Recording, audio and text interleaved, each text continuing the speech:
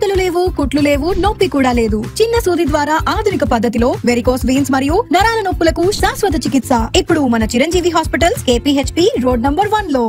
జూబ్లీహిల్స్ లో బీఆర్ఎస్ అభ్యర్థి మాగంటి సునీత బీఆర్ఎస్ అధిష్టానానికి షాక్ ఇచ్చారా? ఆమె తీరు చూసి పార్టీ పెద్దలు కూడా ముక్కును వేలేసుకున్నారా? పోలింగ్ రోజున చివర్లో ఆమె ఒరిజినాలిటీ బయటకొచ్చిందా? ఇంతకీ ఏం చేశారు సునీత? ఫలితం కంటే ఎక్కువగా దేని గురించి ఇప్పుడు మాట్లాడుకుంటున్నారు? జూబ్లీహిల్స్ ఉప ఎన్నిక, దాని ఫలితం గురించి కేవలం తెలంగాణలోనే కాకుండా అటు ఏపీ రాజకీయ వర్గాలు కూడా ఉత్కంఠగా చూస్తున్నాయి.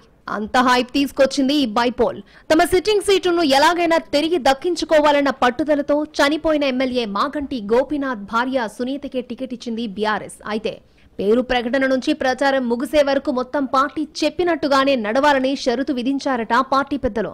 ఆమె కూడా ఆ ప్రకారమే నడుచుకున్నారు. మాగంటి గోపీనాథ్ భార్యకు టికెట్ ఇస్తేనే వర్కౌట్ అవుతుందని, సెంటిమెంట్ పండుతుందన్నది గులాబీ పార్టీ లెక్క. ఇక ప్రచారంలో కూడా సునీత చేయాల్సిన పనులన్నింటినీ బీఆర్ఎస్ అధిష్టానమే చూసుకుంది. పార్టీ టికెట్ ప్రకటించిన రోజు మాత్రమే మీడియాతో మాట్లాడారామె. ఆ రోజు కూడా మీడియా అడిగిన ప్రశ్నలకు పొడిపొడిగా సమాధానం చెప్పారు. ఆ తర్వాత రహమత్ నగర్ లో ఏర్పాటు చేసిన పార్టీ కార్యకర్తల సన్నాహక సమావేశంలో తన భర్తను గుర్తు తెచ్చుకుని కన్నీళ్లు పెట్టుకుంటూ మాట్లాడలేకపోయారు సునీత. ఆ తర్వాత ప్రచారంలో కూడా ఆమె పెద్దగా మాట్లాడిన సందర్భాలు లేవు. ఒకసారి బోరబండ రోడ్ షోలో మాత్రం కాంగ్రెస్ పార్టీ నాయకులను ఉద్దేశించి రౌడీలు అంటూ కామెంట్ చేశారు. ఇదంతా చూస్తున్న వారు మాత్రం మాగంటి సునీత సహజంగానే కామ్ గోయింగ్, చాలా మెతక మనిషి అనుకున్నారట. అలాంటి భ్రమలన్నింటినీ పటాపంచులు చేస్తూ పోలింగ్ రోజున ఆమె తన ఒరిజినాలిటీ చూపించారన్న చర్చ జరుగుతోంది రాజకీయ వర్గాల్లో. పోలింగ్ చివరి గంటల్లో సునీత అంటే ఫ్లవర్ అనుకుంటివా, ఫైర్, వైల్డ్ ఫైర్ అన్నట్టుగా ఆమె మాట్లాడిన మాటలు విన్న జనంతో పాటు బీఆర్ఎస్ అధిష్టానం కూడా షాక్ తిందట.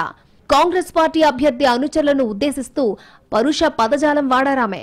అలాగే రౌడీయిజం చేయాలనుకుంటున్నారా? అలాగైతే అది మాకు కూడా తెలుసు అంటూ వార్నింగ్ ఇచ్చారు.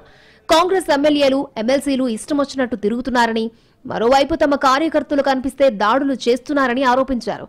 ఇలా దాడులు చేస్తూ ఉంటే రౌడీయిజం ఎలా చేయాలో మాకు కూడా తెలుసు అంటూ గట్టి వార్నింగ్ ఇచ్చారు సునీత. పోలింగ్ ముగియడానికి ఇంకొక 3 గంటల సమయం ఉందనగా సునీత అలా చెలరేగిపోవడం చూసి అంతా అవాక్కయ్యారట. మొదటి నుంచి రెబల్ ముద్ర ఉంటే అది వేరే సంగతే, కానీ సాఫ్ట్ ఇమేజ్ ఉన్న వ్యక్తి ఉన్నట్టుండి అలా రియాక్ట్ అయ్యేసరికి ఇదేందయ్యా ఇది అంటూ చర్చలు నడుస్తున్నాయి. అయితే వేరే పార్టీల నాయకులు మాత్రం సునీత ఒరిజినాలిటీ అదేనని, ఎన్నికల టైం కాబట్టి సానుభూతి కోసం అలా కూల్ కవర్ ఇచ్చి చివర్లో బయటపడ్డారని చెప్పుకుంటున్నారు. ఇంకొందరైతే ఓడిపోబోతున్నారన్న ఫ్రస్ట్రేషన్ లో ఆమె అసలు రంగు బయటపెట్టారని విశ్లేషిస్తున్నారు. అటు బీఆర్ఎస్ కార్యకర్తలు మాత్రం కాంగ్రెస్ నేతల కవ్వింపు చర్యలను తట్టుకోలేకే తమ అభ్యర్థి అలా మాట్లాడాల్సి వచ్చిందని చెబుతున్నారు. ఇంకొందరు గులాబీ నాయకులైతే ఇదే ఫైరింగ్ ఆమె మొదటి నుంచి కొనసాగిస్తే లాభం చేకూరేదని అంటున్నారు. కానీ అదే పార్టీలో అందుకు కౌంటర్ వేసే వాళ్ళు కూడా ఉన్నారు. ఈ ఎన్నికను బీఆర్ఎస్ సానుభూతి కోణంలో చూసి అలాగే ప్రొజెక్ట్ చేసింది కాబట్టి ఆమె ముందు నుంచి అలా ఫైర్ అవుతూ మాట్లాడితే నష్టం జరిగేదని కూడా అంటున్నారు. ఎవరి అభిప్రాయాలు ఎలా ఉన్నా పోలింగ్ చివర్లో సునీత మాట్లాడిన మాటల చుట్టూ విస్తృత చర్చలు జరుగుతున్నాయి. ముందు ముందు కూడా ఆమె ఇదే వైఖరి కొనసాగిస్తారా లేక కామవుతారా అంటూ గులాబీ కేడరే ఆసక్తిగా మాట్లాడుకుంటోంది.